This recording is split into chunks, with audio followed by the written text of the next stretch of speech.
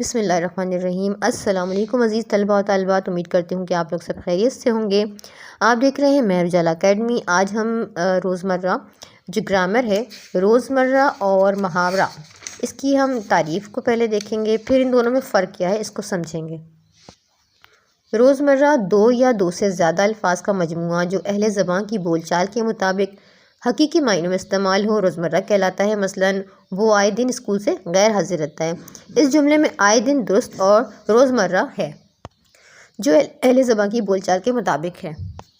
اب یہاں دیکھتے ہیں محاورے کی تعریف۔ دو یا دو سے زیادہ الفاظ کا مجموعہ جو اہل زبان کی بول چال کے مطابق مجازی یا غیر حقیقی معنوں میں استعمال ہو۔ مثلاً سر پر چڑھانا کے حقیقی معنی سر کے اوپر چڑھانا ہے، جبکہ مجازی معنوں میں اس سے مراد گستاخ یا بدتمیز ہے۔ اب ہم دیکھتے ہیں کہ روزمرہ اور محاورے میں کیا فرق ہے۔ تو محاورہ غیر حقیقی معنوں میں استعمال ہوتا ہے۔ محاورہ قواعد کی حدود میں آتا ہے۔ محاورے میں ایک اسم اور ایک فعل کا ہونا ضروری ہے۔ روزمرہ حقیقی معنوں میں استعمال ہوتا ہے۔ روزمرہ قواعد سے بالاتر ہوتا ہے۔ روزمرہ میں شرط نہیں ہے۔ تو یہ ہو گئی روزمرہ اور محاورے میں فرق۔ امید کرتی ہوں کہ آپ کو ویڈیو اچھی لگی ہوگی۔ ویڈیو اچھی لگی تو ویڈیو کو لائک اور شیئر کرنا ہرگز نہ بھولیے گا۔ اگلی ویڈیو تک کے لیے اللہ حافظ۔